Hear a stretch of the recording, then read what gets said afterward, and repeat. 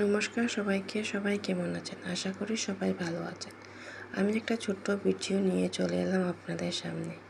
Bro কীভাবে বানাতে হয় তো আমি আজকে আপনাদেরকে দেখিয়ে দেব। তো বেশি কথা না, শুরু করা যাক। এখানে আমি হোয়াইট কালারের কাপড় নিয়ে নিলাম।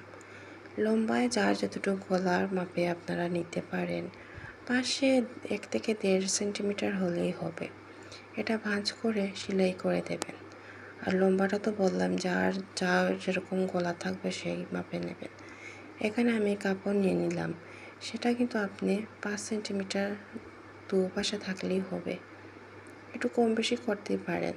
আবার ছোটো গলার মধ্যে তো এত বড় ভাল লাগবে না, আবার বড় গলার মধ্যে আবার ছোটো ভাল লাগবে না। এটা আপনাদের যার যেরকম গলার মাপ সেটাই নিয়ে বানাতে পারবেন। এখানে আমি 2 পাশকে একখানে করে সেলাই করে নিলাম।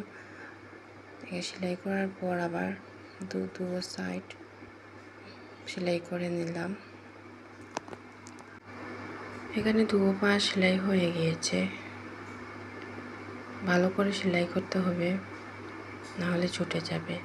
এখানে আমি অল্প অল্প কুচির মতন দিয়ে দিলাম। কুচি দেওয়ার পর এখানে আমি একটা কালো কাপড় লাগিয়ে দেব। সুই সুতার সাহায্যে সেলাই করতে হবে, কারণ এখানে মেশিন দিয়ে সেলাই করা যাবে না।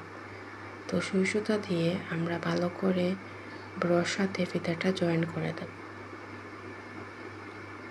এখানে আমার ব্রোর মধ্যে ফিতা লাগানো হয়ে গিয়েছে।